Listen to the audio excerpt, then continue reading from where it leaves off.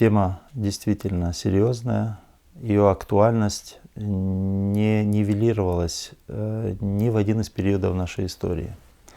Что касается прошлого, то я, по всей видимости, воздержусь от того, чтобы давать подробную оценку событиям прошлого, выделю основное. В нашей генетической памяти присутствуют периоды истории, когда мы были независимы и когда мы попадали в зависимость той или иной империи.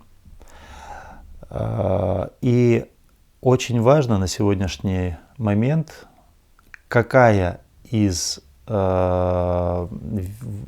двух вот этих форм исторической памяти возьмет верх. Я очень надеюсь, что традиции независимости в абхазском обществе гораздо сильнее. Определенное спокойствие вызывает у меня то обстоятельство, что абхазцы не жили в условиях крепостного строя. Абхазцы никогда не были зависимыми в отношениях друг с другом. Абхазцы никогда не знали рабства. Даже военнопленные, попав единожды в абхазское общество, со временем, в течение достаточно короткого времени, обретали свободу.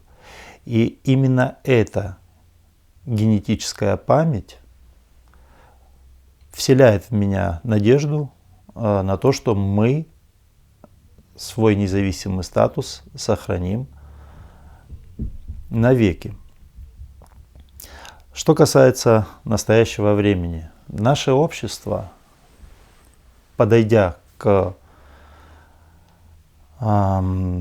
вплотную подойдя к вызовам современного времени, возможно, оказалось в определенной степени не адаптировано к сложностям международных отношений. И не будучи искушенными в вопросе строительства суверенными государствами, мы порой делаем определенные неосмотрительные шаги, которые начинают создавать угрозу для нашей независимости. Вот информационный фон последних недель складывается из тех обстоятельств, что в грузинском обществе зарождается определенное потепление по отношению к обществу российскому, к российской политике. И у нас существуют разные видения, разные оценки возможного развития ситуации. Подогреваемые высказываниями определенных политологов, блогеров, общественных деятелей Грузии и некоторых российских политологов, в нашем обществе высказываются опасения по поводу возможности пересмотра своего отношения к абхазской независимости со стороны российского общества. Я не знаю, насколько эти опасения обоснованы, но независимость такая вещь, выбрав которую, нам необходимо ей следовать и никогда не давать повод никому в ней сомневаться.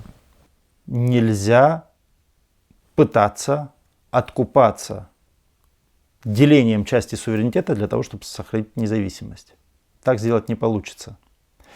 Отдать суверенитет на частью территории, затем позволить органам исполнительной власти осуществлять юрисдикцию, иностранного государства осуществлять юрисдикцию на части нашей территории, потом передать еще небольшую часть территории, передать еще какие-то определенные права, установить наднациональные структуры и так далее, понемножку, при этом формально сохраняя независимость.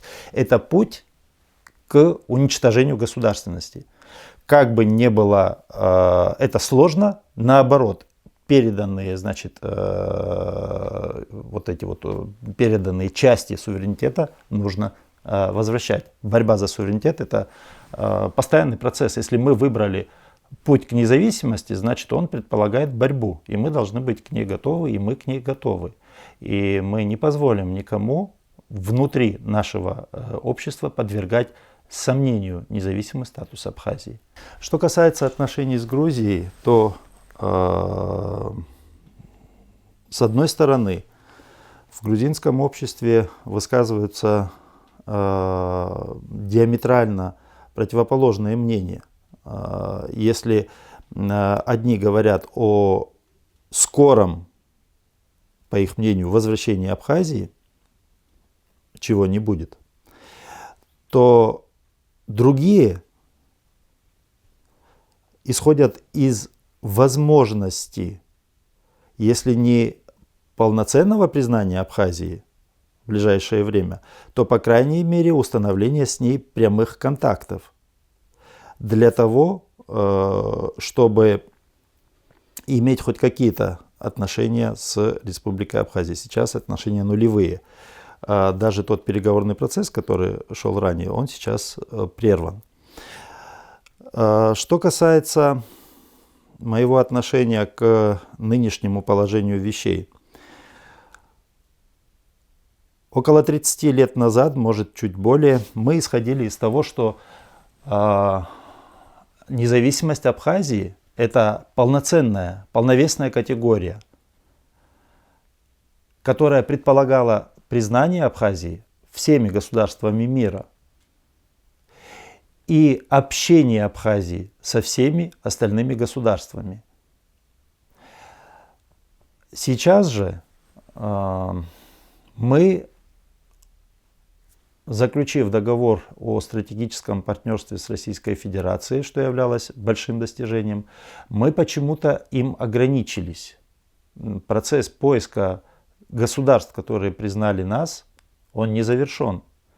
Мы государство в процессе становления. Юридически мы уже конституировались, но этого недостаточно.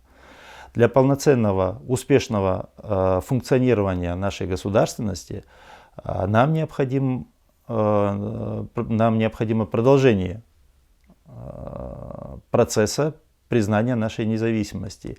И мы не можем стоять в обороне все время. Нам нужно навязывать свою повестку и обращать на себя внимание. Мы должны склонить все иные государства к нашему признанию, склонить, в смысле убедить даже те государства, которые ведут недружественную в отношении нас политику. То положение вещей, которое сложилось на сегодняшний день, оно ненормально. Мы изолированы от внешнего мира. Мы имеем возможность общаться с Российской Федерацией, это хорошо, но этого недостаточно.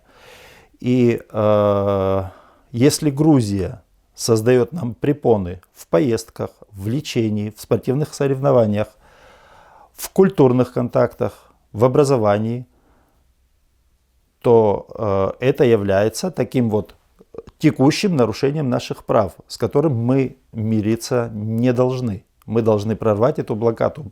Мы часть этого мира, и мы должны общаться с остальным миром. Мы имеем на это право, и нам не нужно на это чье-либо разрешение. Хельсинкский заключительный акт СБСЕ по безопасности и сотрудничеству в Европе 1975 года, в той его части, в которой говорится о праве народов на самоопределение, он закрепляет также право на свободное политическое, экономическое и культурное развитие, которое в отношении Абхазии оказывается нарушенным. Оно нарушается со стороны Грузии. Во многом благодаря нашей пассивности, нашим неоднозначным намекам на то, что, к примеру, мы готовы или должны делиться частью своего суверенитета, делиться своим суверенитетом, что абсолютно неприемлемо, мы стали периодически слышать со стороны деятелей, общественных деятелей в Российской Федерации высказывания, которые,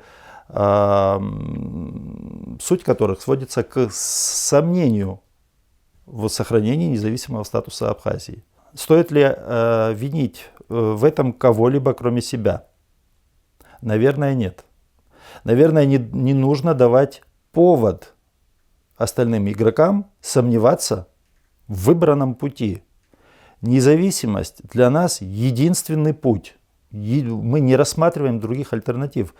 Мы ни в какой форме не рассматриваем и не будем рассматривать ограничения суверенитета Республики Абхазия. Более того, мы вдохнем жизнь, мы, абхазское общество, мы вдохнем жизнь в дальнейший процесс признания Абхазии. Это непреложная истина, и пусть ни у кого не будет иллюзий на этот счет и каких-либо сомнений.